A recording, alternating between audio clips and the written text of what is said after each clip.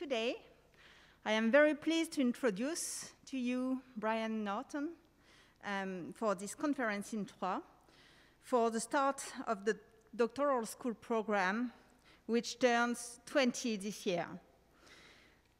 I am very pleased to welcome you, Brian, in Troyes, because there are many reasons for that, but three main reasons for us. Firstly, Brian, you are a great scientist in solar energy applications. You are very active in research and technology transfer. You've produced books and hundreds of scientific papers, which are over 200 in learned journals.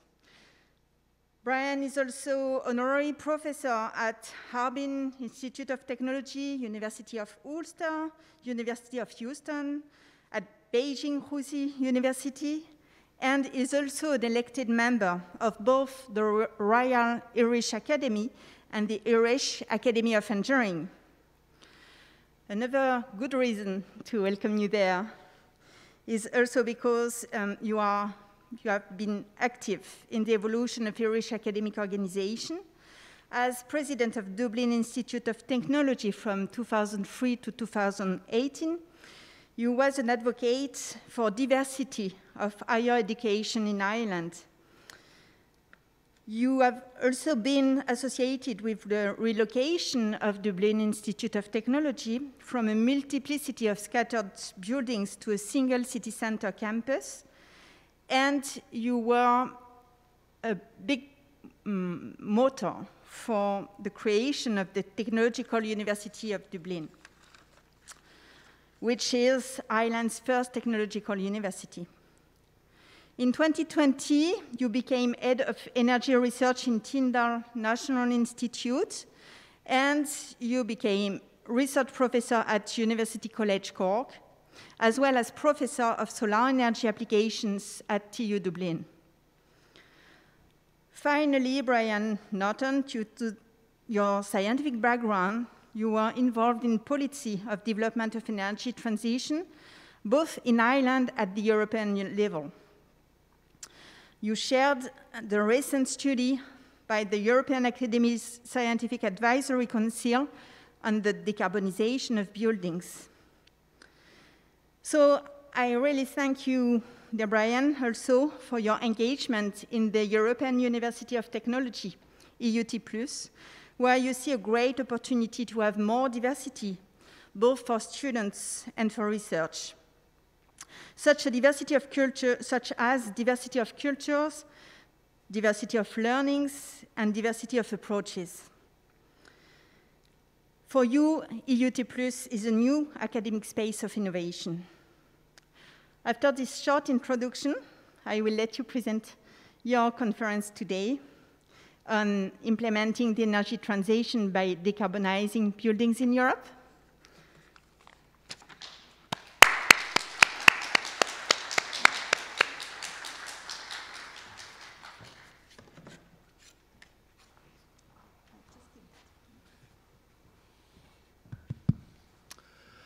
Good morning, everybody. I never know what the etiquette is, so if I've taken the mask off illegally, forgive me. But one of the challenges of wearing masks when you wear glasses is they fog up and I can't see the screen. So the practicality here. What I'm going to talk about for the next 40 minutes or so is the challenges of reducing CO2 emissions from buildings. Why that is important, what are some of the key issues, both in the operational energy that buildings use and also in the energy embodied in their construction, but also looking at the interconnectedness of issues of technical performance of buildings, how people use buildings, but also some of the social, economic and regulatory factors that come into play as well. I should say one of the key things about decarbonising buildings, in other words, reducing the CO2 emissions of buildings, which is in marked contrast to decarbonising, say, transport or decarbonising, for example, food production, is that buildings are not, they're not intentioned to use energy. The energy use is incidental to their function, which is to provide a comfortable and healthy environment for people. And that introduces, if you like, a key goal within the built environment, which is that people-centeredness. And in reducing energy, you've got to keep that to the fore. It's not simply a machine to produce energy. And that introduces a number of complex interactions and limitations that are to do with how people behave in buildings. And I'll talk a little bit more about that as well as we go along. I'd like to thank Nadesh for a very kind introduction. I'm always conscious when you get that kind of introduction that all that follows may be disappointing.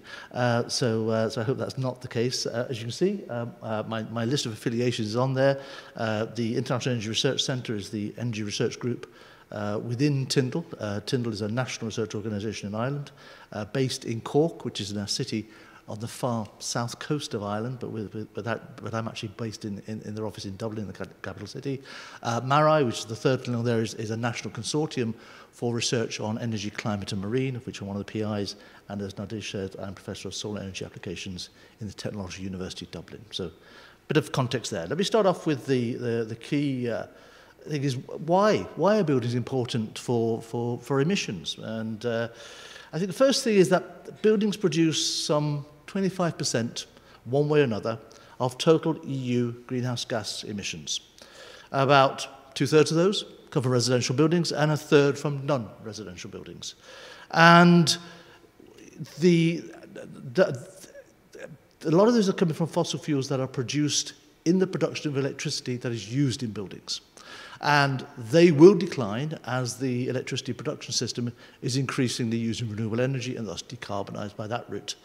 But there are other energy use that are actually directly used in the building itself, the combustion, for example, of gas, which is going on, you can see on the next slide there, and, for example, solid fuels of various description as well. And there is also energy embodied, as I'm going to say a little bit later, in the actual construction of buildings. And that might seem trivial, but in fact it's a very big issue.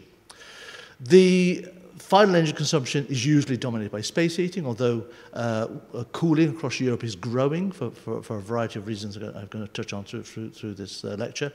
And lighting, incidentally, is a major contribution of energy use. That may seem surprising if you think about low-energy light bulbs, which LED lighting, that uses 1/5 of the energy of an incandescent light bulb. The problem is people use 5 times as many LEDs as they would use incandescent light bulbs.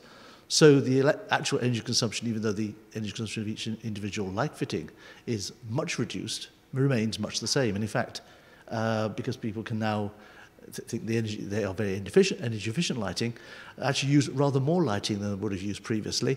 And globally, lighting energy consumption is going up by about 17%. So the mix of these things is changing. But as I say, growing demand for cooling. The dominant fuel source is in Europe is gas. Some of that produced from the North Sea. A lot of it produced from Russia. And as you can see in the current situation, subject to both CO2 emissions through its combustion to produce heat, but also through a whole range of security of supply issues as well. So buildings are important because they constitute a large amount of the CO2 emissions, and they have major issues to do with security of supply one way or another. In terms of the overall strategy, bit of a busy slide, but for decarbonisation, you're trying to do 2 things. One's trying to reduce the energy demand of buildings, and trying to meet the residual energy demand that's left through decarbonised sources of electricity. So 2 strands. So you're trying to reduce the demand and satisfy that remaining demand through decarbonised sources of electricity, and progressively change that over time. But as you can see from this graph, the increasing line, which is the decarbon, I think I've got a pointer here, which is the decarbonised electricity, so you can see the line up there, goes way beyond where we started with the energy consumption here of buildings, which has got to decline. And the reason for that is this gap here is the other things that need to be decarbonised, because we also need to decarbonise transport. So all those electric vehicles need to also be met from renewable energy generated electricity. The industrial processes need to be decarbonised. So there are other demands on decarbonised electricity. Now, this is being achieved slowly. The graph you see here is actually the regulatory requirements through Europe for the energy use of buildings. So if you're building a new building, if you're constructing a totally new building, the regulatory requirements in different countries will require you, one way or another, to have a energy consumption of a certain value, lower than a certain value per square metre. And these standards have got tighter and tighter. So for a new building, very clear regulatory trend. Also, just to emphasise the point here again, that gas is the major thing that needs to be displaced in these activities across Europe. That, I should say, varies considerably in different jurisdictions, but across Europe, gas will be the major fuel that needs to be displaced. So let's talk a little bit about new buildings primarily. Within new buildings, the key concept is a net zero energy building, sometimes called a near zero energy building. And the idea here is that one would have a building which is going to perhaps draw energy from a grid at certain times of the year, but at other times of the year have minimal energy consumption, but by having renewable energy production, primarily photovoltaics, on the building itself, with accompanying energy storage, can meet its electricity load itself, but also at other times can export the grid to be in net balance with the energy that is imported from the grid. So you can see the kind of things on the graph there.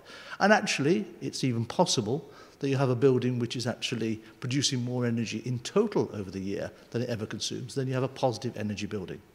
And in many climates, technologically, this is easily done. The challenge is actually to do with the economic viability of doing, the affordability of doing so.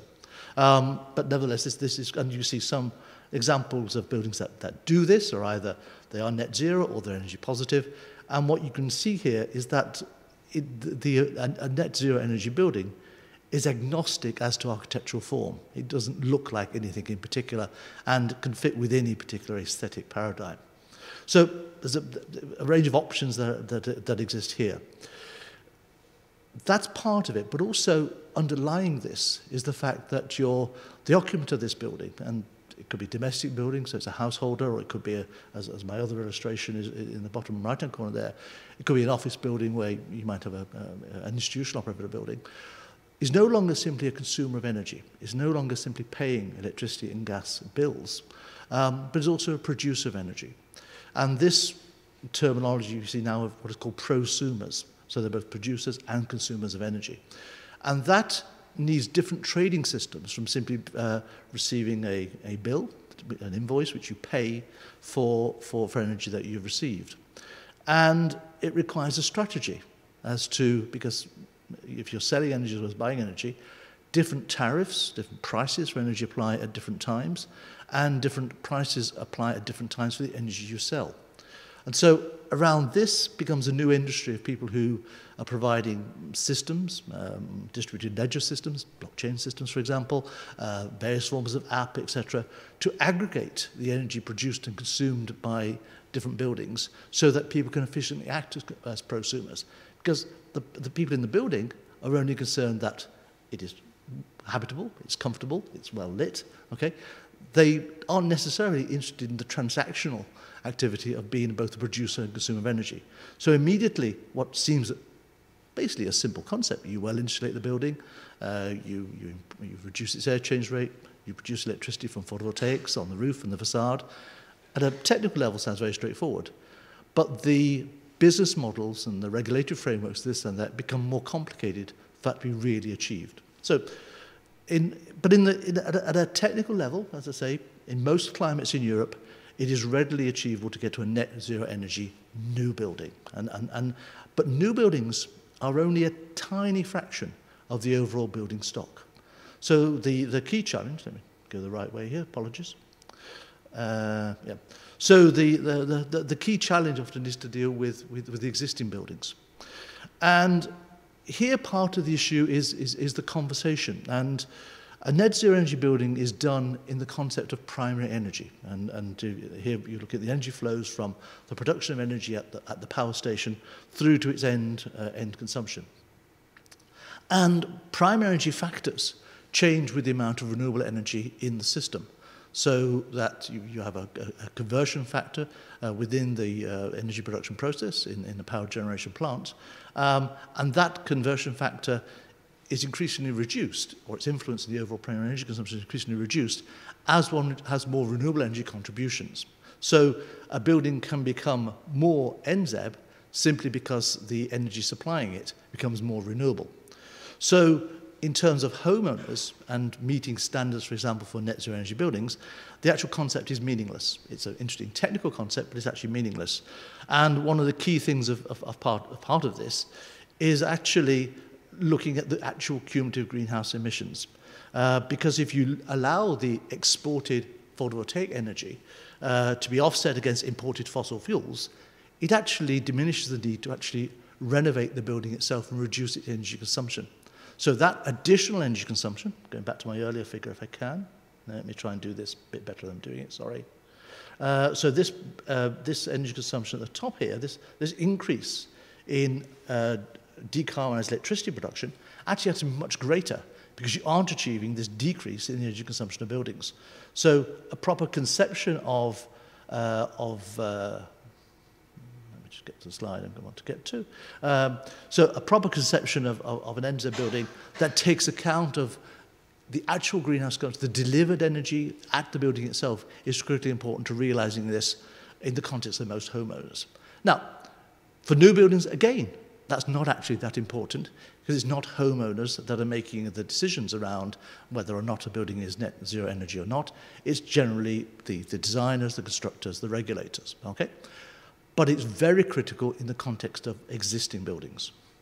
And if you look at existing buildings, they clearly show that new buildings are in a minority. This is the building stock throughout Europe, different countries along the bottom there. And the little green part at the bottom there, which is the buildings with the highest energy ratings, are effectively the new buildings. The increasing redness at the top there is the existing building stock. So in trying to address that carbon emissions associated with buildings, it's not actually new buildings you need to deal with, it's the existing buildings. And upgrading them from energy labels D to E through usually most countries to seeking to upgrade them to A, although there are people who want to do myself, I think you should do more than that. Again, the extent of that varies across Europe. As you can see there, from having a very old building stock in Bulgaria to having a relatively better building stock, for example, in Scotland within the UK. So there are incredible variations. And also, as I'm going to talk about a little later on, these variations also map on the ability of people to afford to make change. So, for example, there's a terminology called energy poverty. And energy poverty is where the occupants of houses spend more than 10% of their disposable income on energy. And this, again, varies considerably throughout Europe, but the worst energy poverty in Europe is in Bulgaria, where you've got the biggest problem of older buildings. So immediately you can see the coincidence of technical factors and social factors coming into play in this. Okay, so if you look at existing buildings in a little bit more detail, and what one actually does to refurbish a building. This is an example in Estonia, and it's a good example of what typically happens when a building is refurbished. So this is the before picture, this is the after picture. You can see also an effect of refurbishment is you get a bluer sky.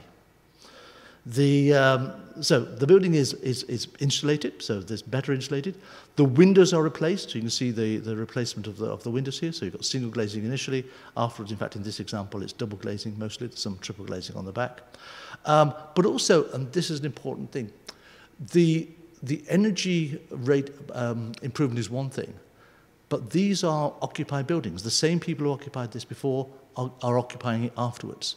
And they want to see more gain for the disruption. The occupants are decanted. They have to leave their home for a while this work takes place.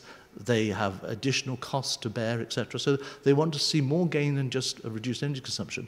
So what always happens, not always, but often happens in the context of a refurbishment is what's called a volumetric addition, which basically means more usable space, creating more space, which gives an additional benefit to the occupant. So in this example here, previously they had these balconies that you can see here, and these are now made into additional rooms and insulated and glazed, okay? So what you're seeing is improved insulation. You're seeing what's called the volumetric addition. There are essentially two mechanisms of heat loss from buildings, the heat transfer through the building fabric and the air movement through the building, infiltration from the building. So draft proofing, what's called reducing the infiltration rate goes through there. Usually renewable energy generation, and this one, you can't see it in this picture, has photovoltaics on the roof for that, and low heat loss windows. And so that sequence of things would generally bring a building from a very low energy rating to around a kind of a B rating, and this is an apartment block. Now this is a good example, because this apartment block is social housing. It's rented at affordable rents to the occupants from a social housing provider, and they do the whole building. That's not actually how the tenure of most buildings is. Most buildings have mixed tenure. So the other picture here is a thermogram of a row of houses, actually in Scotland, in the UK, but it could be anywhere. And what this is showing is you're showing this building here, which is in a kind of purple colour, has been refurbished and has a much lower heat loss. Okay, and you can see on the other buildings, in fact, the roof inside the pitched roof, the ceiling inside the pitched roof has been insulated, so there's a reduced heat loss of the roof. But the fabric, the building fabric, the front of the building here, is losing varying degrees of heat depending on the occupancy of the building at that particular time. So here you've got a mixed tenure. Some of these will own the buildings, some will rent the buildings, etc. And so buildings are not uniformly refurbished, as you would see with this building here. And that also brings problem of economies of scale. This is affordable because one contractor came in and used exactly the same prefabricated system to refurbish the entire building. Here, one contractor came in on one building and worked on that. Another contractor may come at a different point in time and do this building and will not get economies of scale, and the cost of refurbishment will be correspondingly higher. And the key part of this is that cost of refurbishment is a once-only payment that's amortized spread over the lifetime of the building. Okay? So it lasts for a certain length of time. So the initial cost of refurbishment is the key determinant on its economic viability. And so getting economies of scale in refurbishment becomes critically important. Also, just to give another tiny bit of context to all this, as was said in the introduction earlier on, I chaired the European Science Academy's Science Advisory Council work on decarbonisation buildings in Europe, which is to advise the European Commission. And part of that, a study was done of the impact of what's called the EU's renovation wave. So the EU has a major plan to progressively, 3% a year, of all existing buildings will be refurbished. And through that, work through renovating buildings. And national governments need to present a plan to the Commission of how they're going to achieve that goal. So that process is ongoing. But there's some calculations as to the climate goals that are going to be discussed a little later this year in the next COP summit in Glasgow, as to 1 degree Celsius temperature rise across the globe to 2 degrees temperature rise across the globe, assuming buildings in Europe are making the same contribution overall as they have in the past. There are lots of assumptions in this. I don't have time to go into the analysis. But what interestingly this shows is that the EU renovation wave targets in Europe, which are very challenging, to have 3% of all existing buildings refurbished every year for the next 15 years or so is a very stiff target. That only just about asymptotes, you can see here, to the targets for a 2 degree Celsius global temperature rise. More interestingly, if this is not done, the business as usual, you nowhere near meet that target. So it is actually quite a critical part of the European Union strategy to meet COP targets. But it's not that simple. There are many, many challenges, and I'm going to talk about just a few of them, mainly in the interest of time. I'm trying to talk about some of the prioritized challenges, but also some of the ones that I find particularly interesting. One of them is to do with the energy rating of buildings. And this is a little complicated to explain. But when you talk about the energy consumption of buildings at a national level, people have not gone out and measured the energy consumption of each individual building in a country. What they have done is they've extrapolated the energy ratings for a sample of buildings to the total national building stock. And each building is rated according to a standard pattern of weather, the construction of the building, the regulations that apply to the construction of the building at its time of construction, and a standard pattern of occupancy. So it's not related to anything actual, it's related to all those kind of things.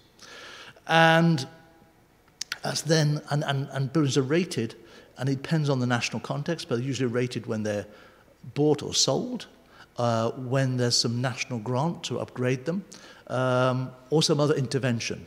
So there's no requirement in most jurisdictions for buildings to be all rated. They're rated if something actually happens to the building. But that sample, which is quite arbitrary when you think about it, is then extrapolated to the entire building stock. So the national figures for energy consumption of buildings are really national figures for the energy rating of buildings summed to the total buildings. Now, it's a standard measure. It's not going to apply at to any one particular building at any moment in time. But you would think if those measures of occupancy, weather, etc. are properly averaged, they will actually represent, in average, the consumption of all buildings. So there's nothing to worry about. Unfortunately, that's not the case. Buildings are inevitably refurbished to standards beyond their time of construction, but there's no way that the people doing the assessment would know that. The assessment methods have default values, have standard values in them, which assessors use rather than actually find out the values in the buildings.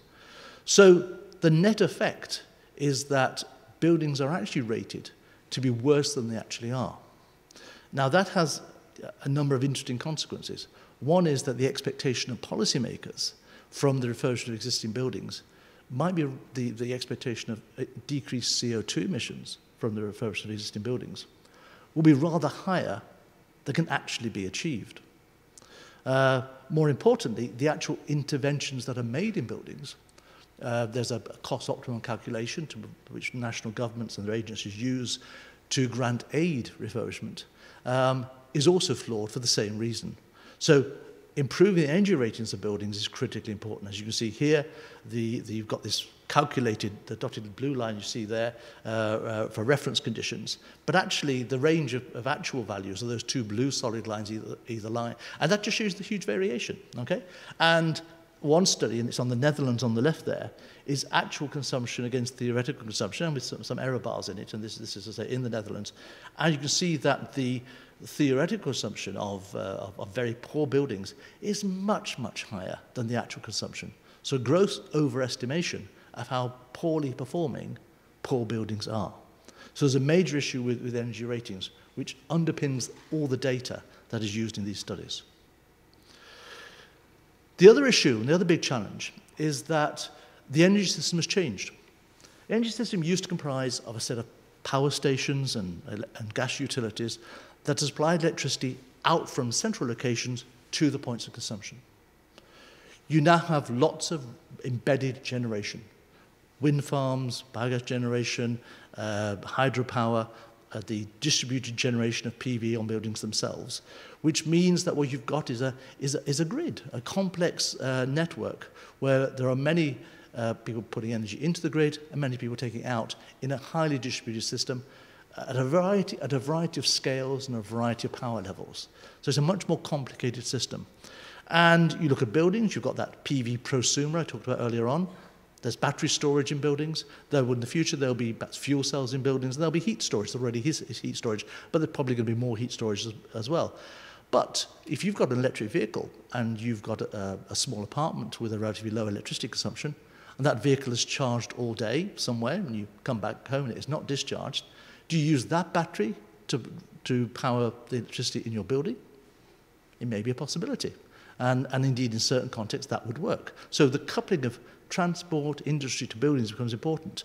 But also the transport between renewables resources, the gas supply system, district heating systems, and whether district heating systems displace gas or whether electricity displaces gas, some complex decisions. And one thing is that buildings are not an isolated part of the energy system. They're part of a more complex set of interwoven energy consumption and production patterns. And that needs a huge amount of work and is continually changing. You see on my graph here CCS, carbon capture and storage.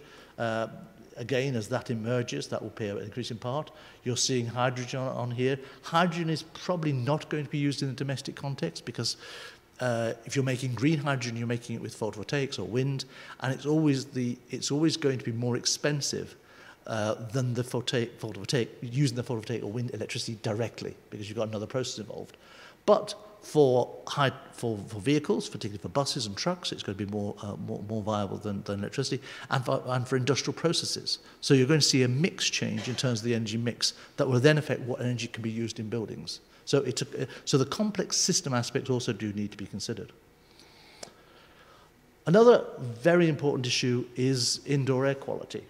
As I mentioned, one way that buildings are refurbished and become more energy efficient is by reducing the air change rate, so that you've got this heat loss through the building fabric and you've got this heat loss through ventilation. One of the problems with doing that is that you've got a build-up of contaminants and a build-up of condensation, humidity within the building. So what then becomes important is either having waste heat recovery to recycle the air and allow higher air change rates, so heat recovery systems, okay? Or to preheat the ventilation air with, say, an air heating soil collector on the roof before the air comes into the building, or do both, okay?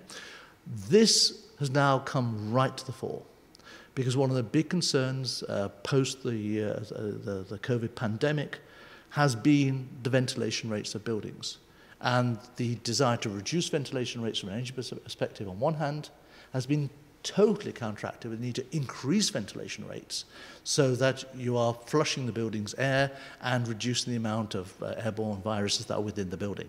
So to do that means that the amount of effort placed on waste heat recovery needs to increase, and that actually has fans, for example, and has energy consumption itself, or a greater use of the preheating and ventilation air. And this then becomes a challenge of that dilemma between the green agenda and reduced energy consumption, and, as I say, the ability of buildings to provide a healthy and comfortable environment. And the optimization of that is still a critically important thing. But what is happening, as we speak now, is most of the regulatory bodies have increased the air change rate, and that is then presenting major challenges in revising the agenda in terms of how air will either be preheated or recovered from buildings. Another one, and I touched on this a little earlier, is the lighting in buildings. As I say, electric lighting in buildings has become light fittings has become more efficient. LED lighting uses about a fifth the electricity of an incandescent light bulb. But I said that actually hasn't reduced energy consumption because more LEDs are used. So what's called a rebound effect, that it presents an opportunity to use more. And so actual artificial lighting use has not declined. But more importantly, in the last 10 years, it's been discovered that the eye has a non-visual effect of daylight that directly controls, gives the cues, as it's called, to biorhythms and biorhythmic health. And this is critically important in ideas of psychology, of what's called circadian entrainment, and for particular groups, for groups that are recovering in hospital environments, for children, for example, the day-to-night cycle, and particularly the cycle of the change in the daylight spectrum through the day, becomes critically important. Artificial lighting, traditionally, has not been able to achieve that. So more interesting daylight or lighting systems that can emulate daylight is becoming important. Daylight is also important because in children, the exposure to daylight is actually important how the eye develops. And quite interestingly, in very hot climates where children are moving from shopping mall to home, etc., within totally artificially lit environments, major problems of myopia, short-sightedness develop. And this is a big problem in Singapore and Taiwan where exactly those things happen. Okay, there is a view that it is due to mobile phone use and the squinting on the eyes.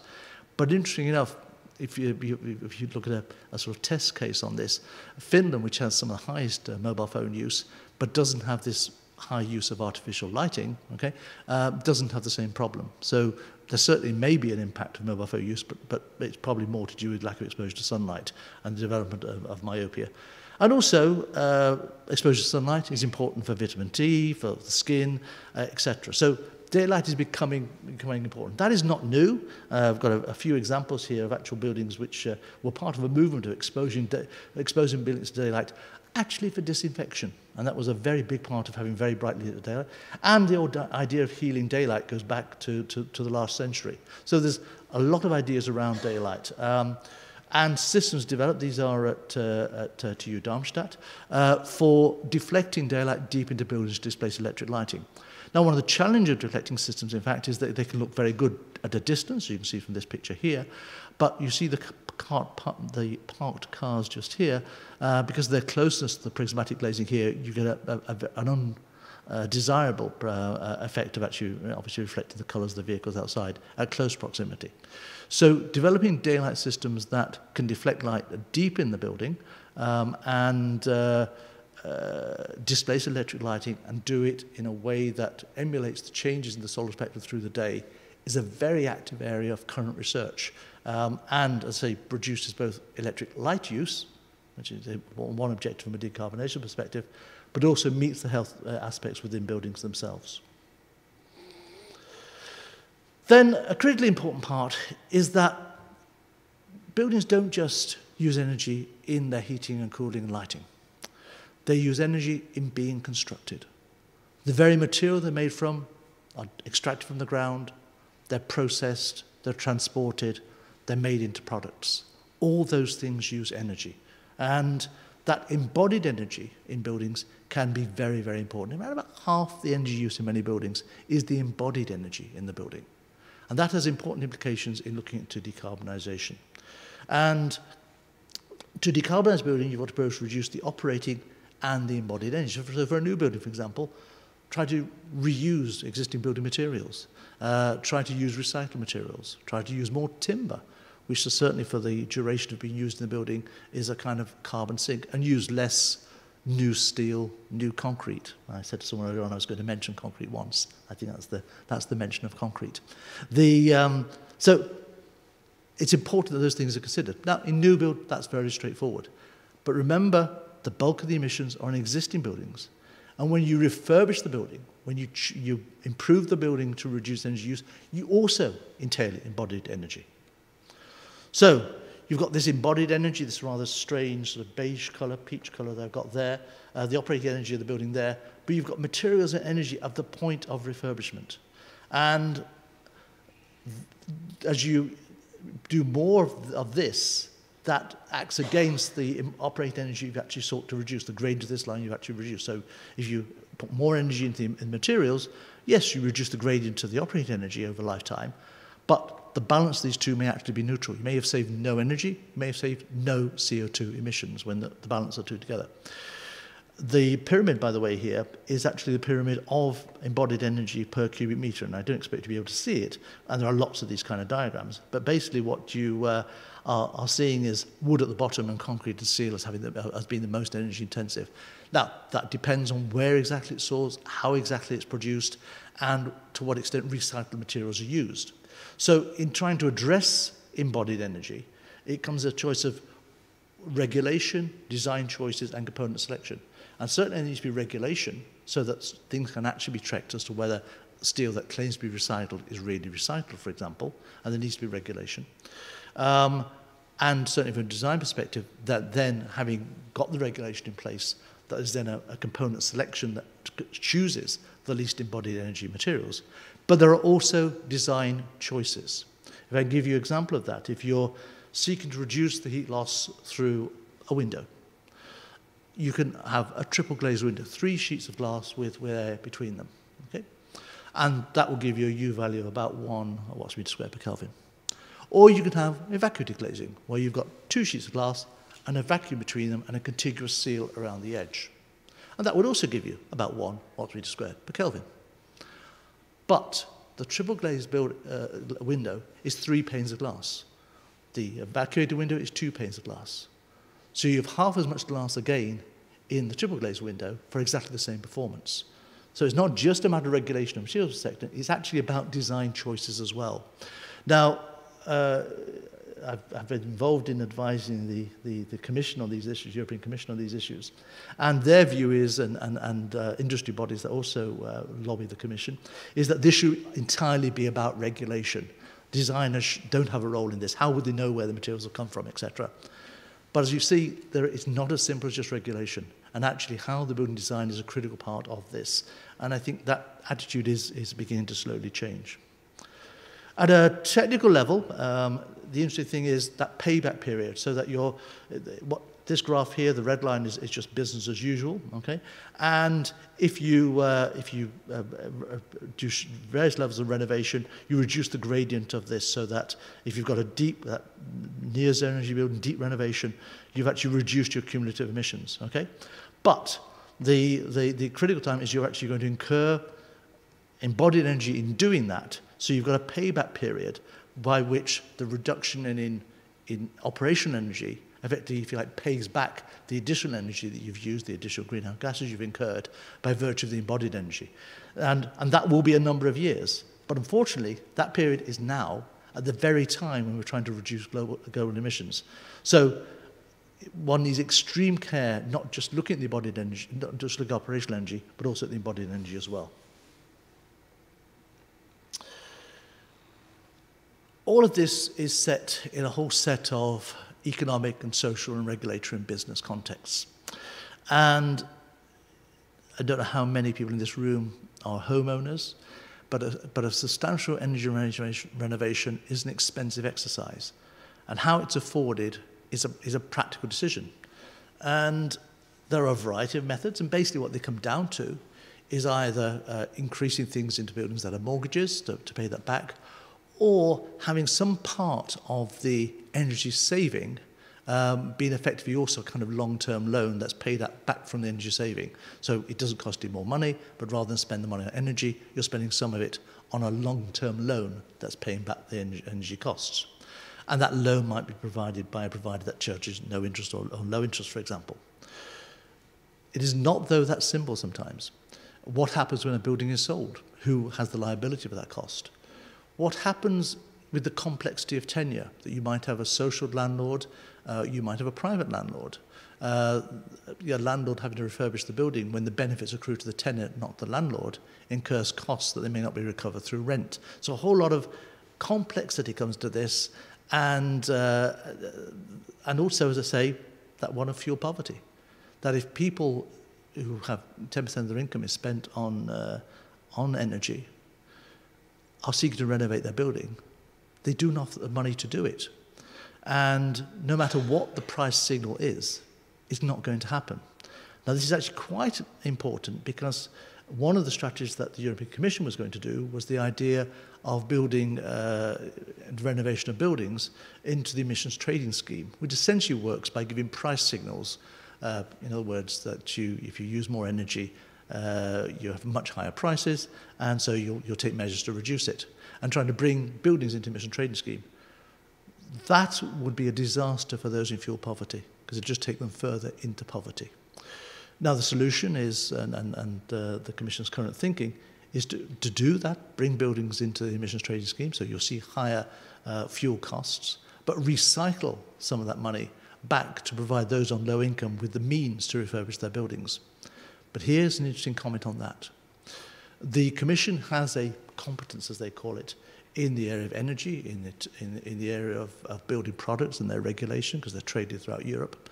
And, as I said earlier on, can set a strategy across Europe that national governments then need to follow. You look at fuel poverty, and you look at making grants to people on the basis of their social circumstances, that is a national competence. It's to do with social justice, it's to do with ideas of social welfare, etc. So you've now got an interesting thing of one part of the government doing one thing, but requiring another part of government to do a complementary measure for quite different reasons. That may happen in some jurisdictions, and it may happen at certain times in certain jurisdictions, but it becomes a very political process depending on the balance of views in terms of social welfare, etc. So this becomes a very, very complex socio-political issue. But to be positive about it, attractive, affordable finance schemes with targeted legislation have to be in place if building owners are going to renovate. But fuel poverty remains, as my little picture there shows, the proverbial elephant in the room. To conclude, just about on time maybe, The aspect of decarbonising buildings is complicated, and I've talked about some of the issues this morning. There are many, many other issues. Energy in buildings has issues to do with architecture and aesthetics, has a whole range of technical factors, some of which I've discussed. There are a whole lot of planning issues I've not discussed in terms of how buildings overshade one another, how networks are accommodated, etc., how transport is worked out and such like. There are economics, of which I've talked on a little bit, and there are also lots of climatic factors.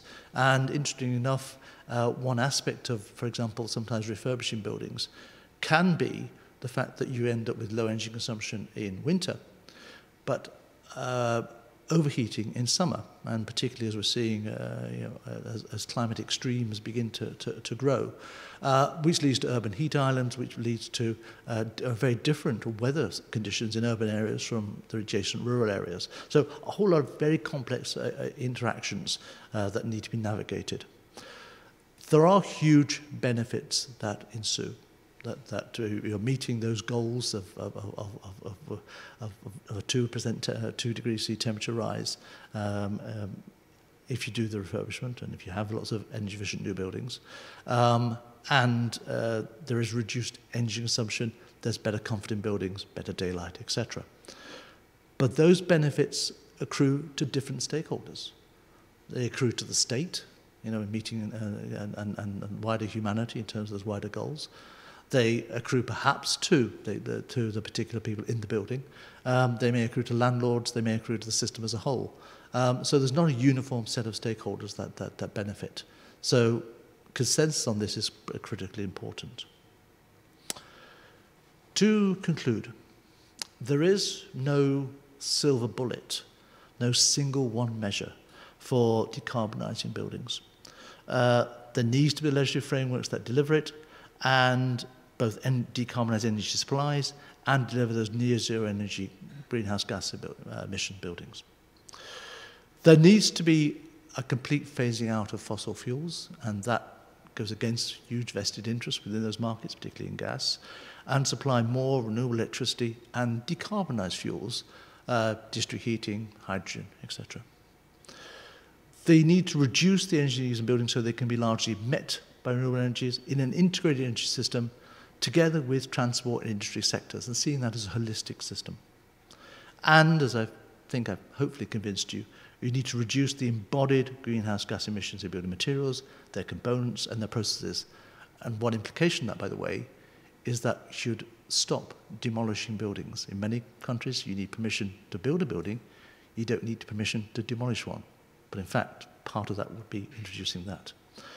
All of this, incidentally, would increase the workforce by 3 million people in buildings and a whole new industry. So there's huge job opportunities, economic opportunities. And also because the refurbishment of buildings uses components that are made off-site, prefabricated, etc., it modernises the way of working in the construction sector. So there's huge benefits there. Also, though, we do need to promote investments in building renovations that improve health and well-being, as well as reduce greenhouse gas emissions. And remember that buildings are about the health and well-being of people. And use grants, incentives, low interest rate loans in collaboration with financial institutions to maybe double or treble the rate of building renovations. These observations I've reported in 2 studies. The Decarbonisation of Buildings for Climate, Health and Jobs, as I say, was done by the European Academy of Science Advisory Council, and I chaired that group. And that's available if you go to easac.eu. The whole report with all the references and all the rest of it is there to read. Also, and it's slightly behind this on this figure here, a shorter version of that, which is the briefing paper, has just actually been published in the Journal of the Institute of Civil Engineers in the UK. And I'll also be talking about this to the meeting of Eurocase, which is the European Academies of Engineering, as part of the COP summit as well. So there's a lot more for those who are interested in particular topics, which I've just touched on this morning.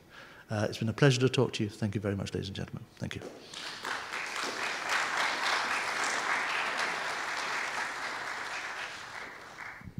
Thank you very much for this conference, highlighting really the complexity of energy transition and addressing the challenge of climate change, which is quite an emergency today. I hope we'll have questions in the room. Yeah.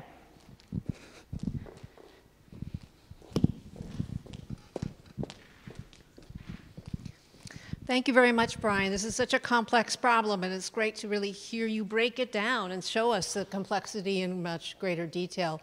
I was struck by one of your earliest slides when you were talking about the status of different countries, and you kept mentioning that Bulgaria is very far behind. But then I was trying to say, what's the second one that really needs work done? And that is Spain. And so that was very surprising to me. Do you think that's due to climate change? What do you think that might be, why their needs are really, or why their dwellings are so subpar related to other countries, say in Northern Europe? Actually, it has two reasons. There's a lot of rural buildings in Spain that Spain, at high altitudes, it's very cold in winter. People imagine it's hot, but yeah. So there are buildings with very poor thermal performance in rural locations that have very high heat loss. That's one part of it. Then there are apartment blocks in the city, and there's a much greater intensity of apartment living than single-family living in Spain, and they were built.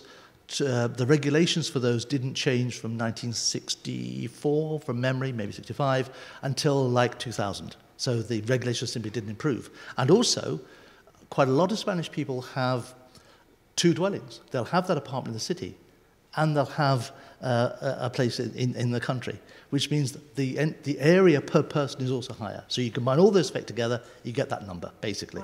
Wow. But it's, I should also say, it varies considerably across the geography of Spain. In Galicia, in the northwest, if I'm correct, yeah, it would be particularly poor. It would be better, say, in Barcelona, for example. So the geographic spread is not uniform either. And Galicia is primarily a cooling load, a heating load, sorry. But if you to Andalusia, it's primarily a cooling load. So it also varies there. But essentially, it's to do with the building regulations for the buildings.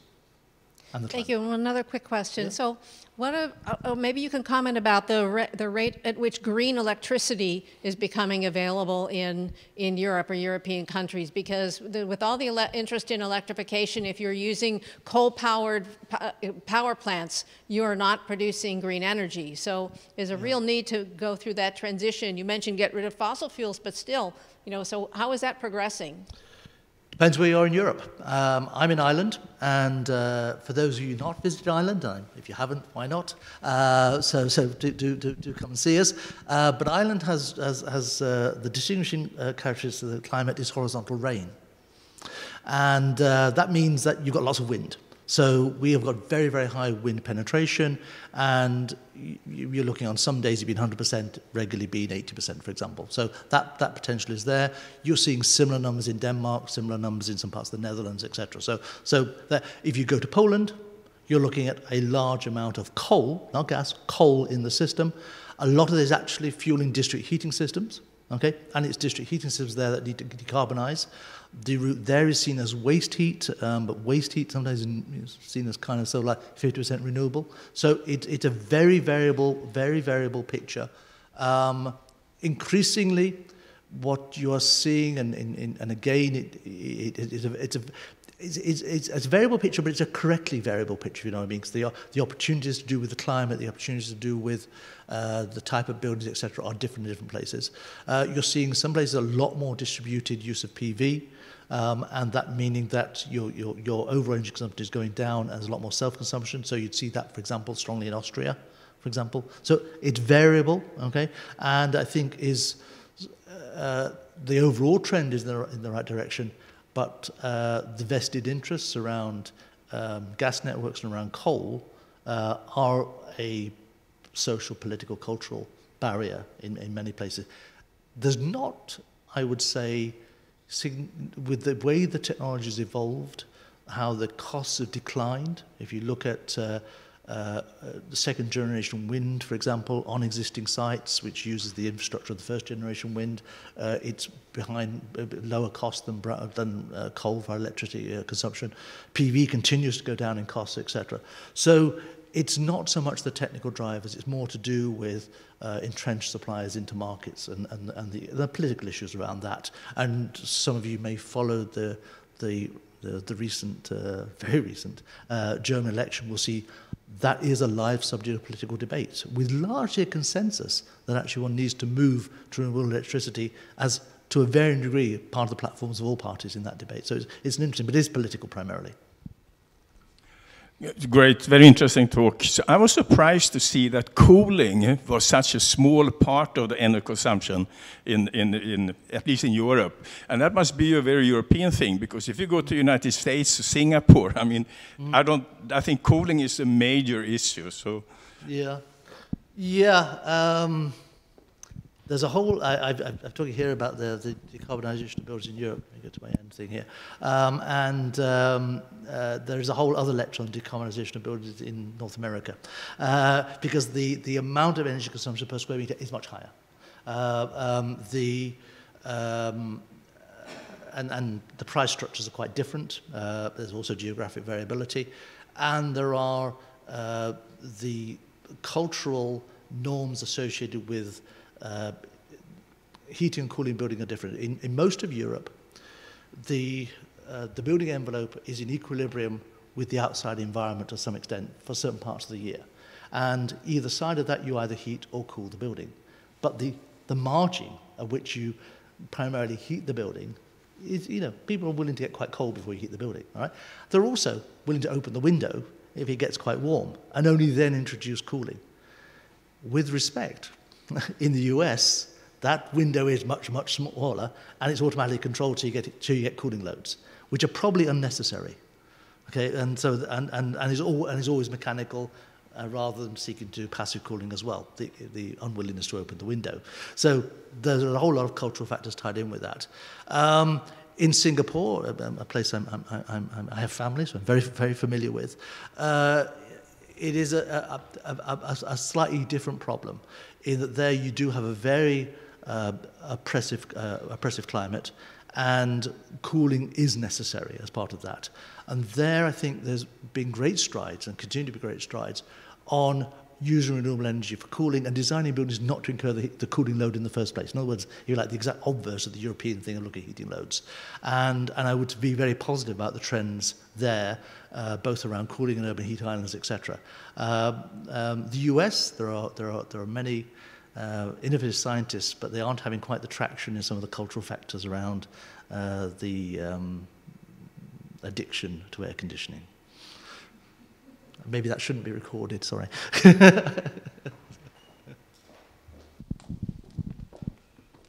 Thanks for the talk. I am from Germany, and we are actually discussing, as you mentioned already, these issues greatly in the political context of these days and the last days. Like you have talked about building technology in Europe. Do you expect that the technology that is about to develop will have a large impact on export to Asian countries like China also? Or is it going to be the other way around, that now we, or maybe even the Americans, will import from China? Yeah, it's an interesting question. So Zhou Enlai, who was the second in command to Mao Zedong in the Chinese Communist Party, was asked about the impact of the French Revolution, and he responded it was too early to tell. And I'm inclined to a similar answer to that, actually, in that it's too early to tell. At a scientific level, I'll give a more scientific answer. There have been a lot of recent studies that have shown that producing PV in Europe, okay, has 40% less, with particular techniques, I won't get into the detail, has 40% less embodied energy than importing it from China. And there is now PV production resumed in Europe, actually in Germany. So there is PV production in Europe. And PV production is not a labor-intensive process. It's a capital-intensive process. So it's not about low labor costs, yeah? So there is now PV production in Germany, and it has less embodied energy, and it's the same price position, okay? So logically, the market should develop there. There's also a very strong building products industry in Europe, and particularly in Germany, in building cladding, etc., and many, many firms, household names. And they are embracing these ideas, that the new cladding technologies, the technologies that are going to be used for the refurbishment of buildings are coming out of Germany, Austria, the Netherlands, Sweden, etc. And they have got those kind of markets very, very strong. So I would be positive that that is the case. The supply chain is there, etc., and is European. But to quote Chow En-lai, it's too early to tell. Professor Norton, thank you very much for your contribution. I'm here. And I would like to add 2 remarks or questions, whatever most suitable to what you just said. Your talk actually addresses a part of the global issue, which is how to reduce the CO2 in order to try to avoid or lower the tsunami of the climate change which is heading towards us, without us being able to know whether we could avoid it or not, or to what extent. So actually you addressed the European issues. I would like to add two remarks. The first one would be how about wasting less primary energy? As far as I remember from the second principle of the thermodynamics, we can only earn something like 33 to 35% of mechanical energy out of heat. And in the Eastern European countries, they use the remaining heat to heating houses in winter. In France, we earn 3/4 of our energy from the nuclear plants, and all of the remaining 2/3 of heat go into the rivers or the seas. I have computed one day that if we could reuse half of it, actually all of the individual houses in France could be heated for free in winter. So I would like to say that before this was very interesting what we were talking about. Maybe by wasting less or recycling more energy, we could improve the whole CO2 balance. And the second remark would be more philosophical one. The 2 biggest CO2 contributors in the world today are the United States and China. Is it really useful to think about how we Europeans could lower if maybe our efforts wouldn't be even noticeable in the whole scale of the CO2 emission of the 2 above mentioned countries? Thank you very much. Yeah, I think both comments are valid. I think your first comment goes to this diagram, in that you do need to use waste heat as part of an overall energy system, and see it as part of an overall energy system. That also means that you have to think very carefully about the where, what, and when of energy storage. You know, where do you store energy? What do you store it as, heat or electricity, and when do you store it? That is part of that solution as well.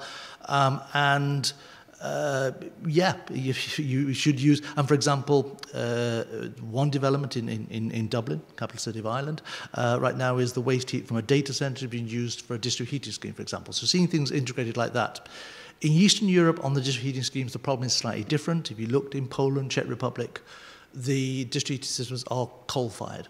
They are, and so there is replacing the coal with either a waste heat stream or a stream that comes out of, for example, data centers maybe, or indeed renewable heat generation, solar energy, for example, and stored, is part of the solution.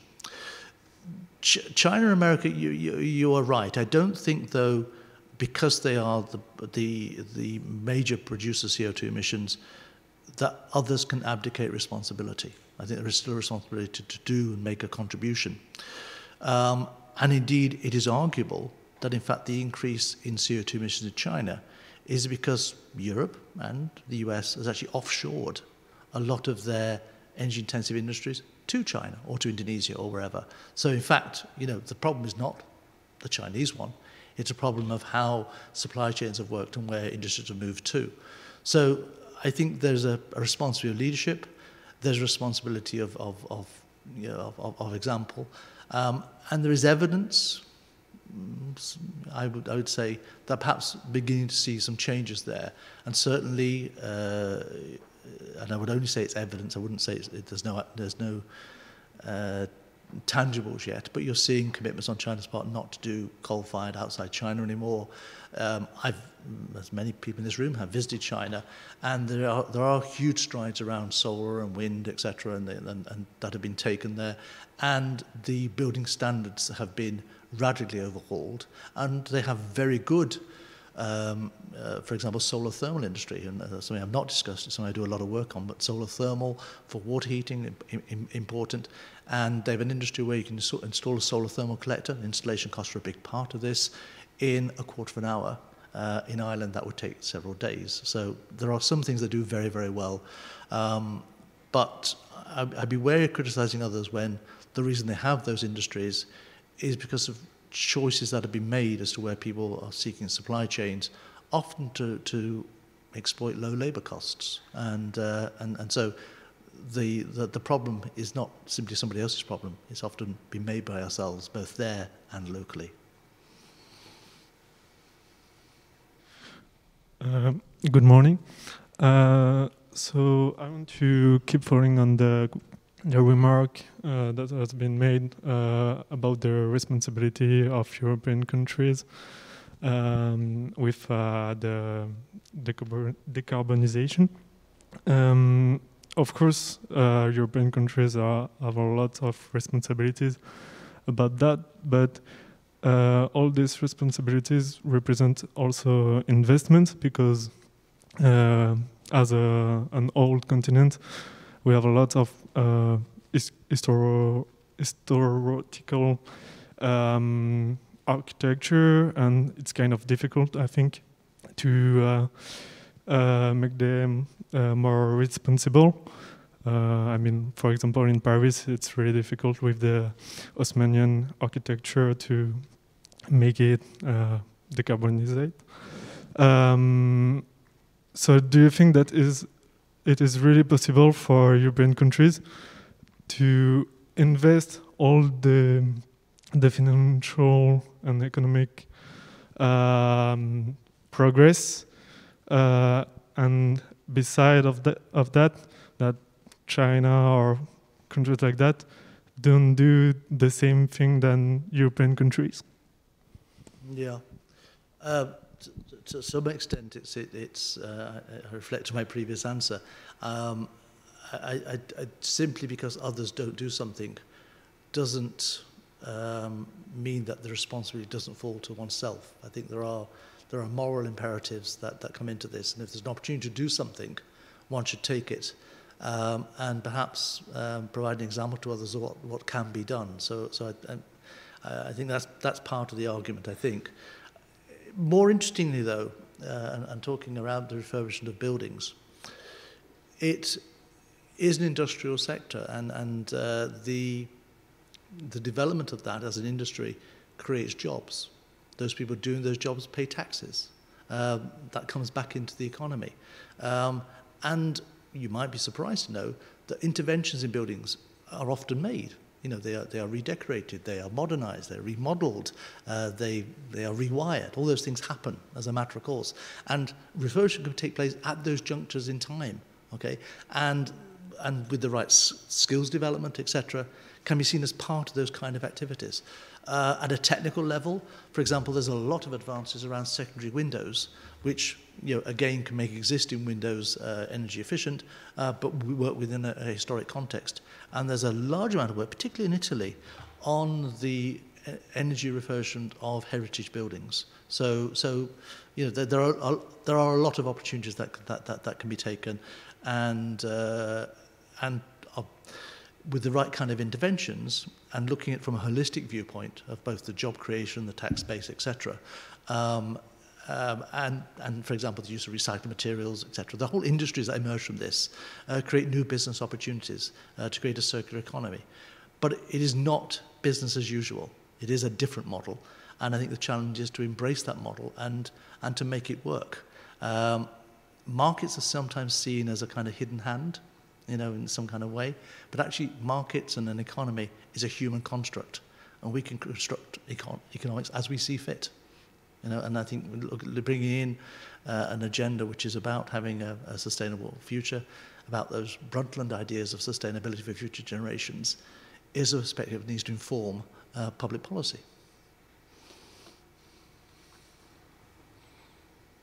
Just thinking about the funding of renovations, it seems really important, especially as you were saying, for the people who are in fuel poverty.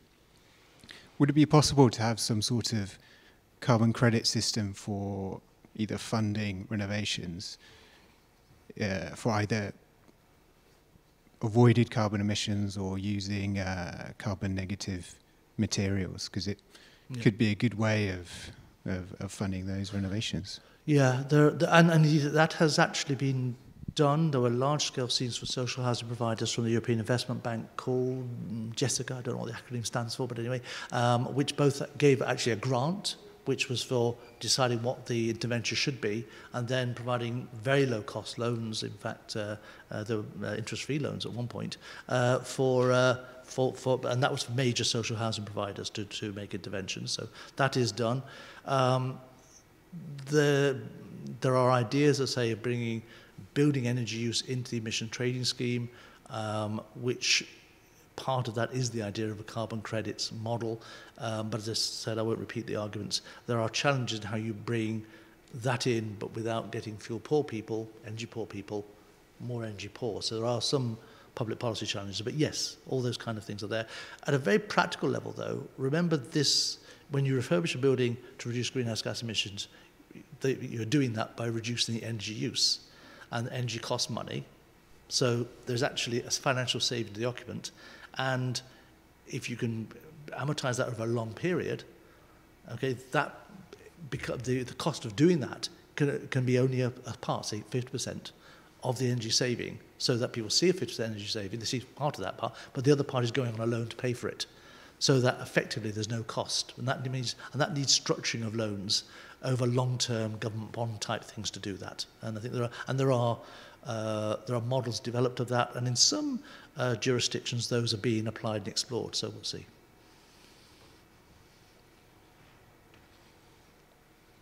I also have a question concerning the place you have presented in this complex framework.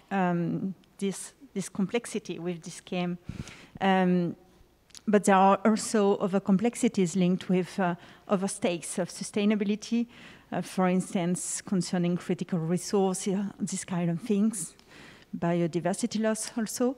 And what is the place in the European policy and regulations thinking for the more local and autonomous solution that can come by the people, because it also have the advantage of changing the way of using energy? Well, what is the place in this big picture? I think actually it's an important starting position. And it goes back to the comments I make about that idea of the prosumer. If you had, to be very concrete about it, say a group of dwellings, a group of houses, behind a particular substation in an electrical system. If those houses have got PV, they've got battery storage, they've got heat storage, etc., they could transfer that with one another, okay, and create a local energy network that is in many places sustainable. It's not just at the one building. Once you group a building, say 10, 20 buildings, what the mathematics shows, it actually gets quite sustainable quite quickly. And so seeing local networks and seeing local empowerment and local communities is, I think, critically important, and a bottom-up approach. Because the energy system is moving from that centralized generator going out and a supply side and a demand side to a complex embedded system of generators, okay? And so it doesn't need to be seen from a central perspective. It can be from that distributed perspective. And increasingly that is the case. One of my group in Cork have a project on the Dingle Peninsula. If you ever look at a map of Ireland, there are some fingers that go out into the Atlantic Ocean, and one of those is the Dingle Peninsula. And that peninsula is an energy community. People are sharing their energy, they're working on it, but it gets into the schools, it gets into an educational resource, it gets into the local politics, that being energy autonomous, using the resources they have, etc., is part of their own identity, and it's part of their economic sustainability in that area. So I think the bottom-up approach has much to commend it, and certainly is something there are very, very good examples of, and needs to be encouraged. Yes, we have good examples, but if I compare, for instance, with China, where you have, for instance, concerning biogas, you have some devices for individuals level towards collectivity levels. In Europe, we are much more working at collectivity level, but less at individual one. And the change of behavior of users is bigger at individual one. So is in the polity, European polity and financial, for instance, support, are there some lines to help people to have energy autonomy at individual level?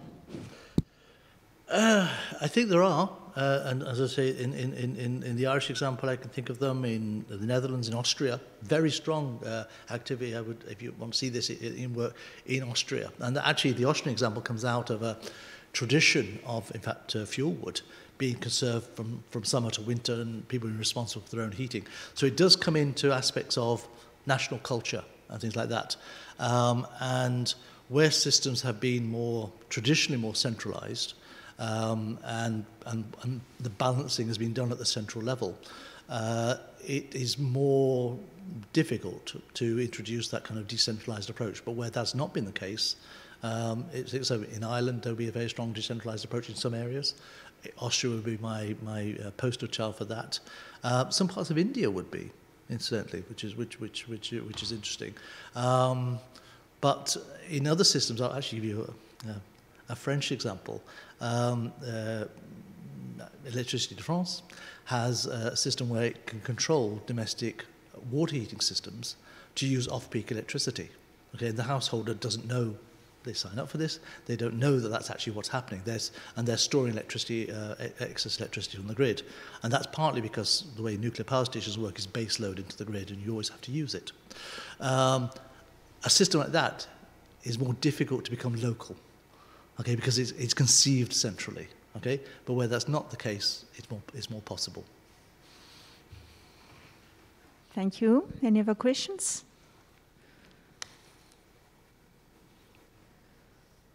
So I have another question not directly related with the technical topics, but much more in the place of academic in all these transitions. What do you think about the place academic can play in this kind of big challenge solving for problem for society? And what do you think can be the place of and the role of academics in the next and far future? Yeah. Well, the first one is to provide a objective evidence base for decision making at all levels, from the most sort of theoretical underlying technologies right the way through to public policy. To not constrain the way they think about the problem to an academic discipline, but look at the problem from its reality. I think that's important. Sometimes academics have a penchant for looking at the economics of it or the chemistry of it and not seeing that perhaps it's both together that needs to be taken into account sometimes. So that's an important perspective, and contributing to that research. The other one is actually looking to the curriculum, is looking to the graduates that we produce and what they learn and how they learn it, and making sure that there's a full debate and appreciation of the complexity of these issues. As I say in my final thing, there are no silver bullets, and understanding and appreciating complexity in social and technological choices is an important skill that I think graduates need to have. And I think as academics, it's important that we aren't atomizing knowledge and not, so you're seeing the discrete parts and not seeing the connections. The connections are important as the nuggets of knowledge. So I think that's important as well. So dispassionate research, rigorous research that provides the evidence base, and a holistic view of producing graduates across a range of disciplines. Thank you very much. No other questions? Okay, so I thank you very much for this conference and for the discussion behind. Thank you very much.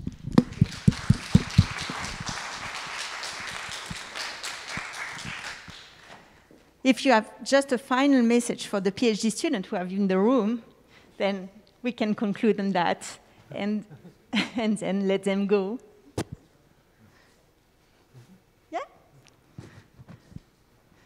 Bye.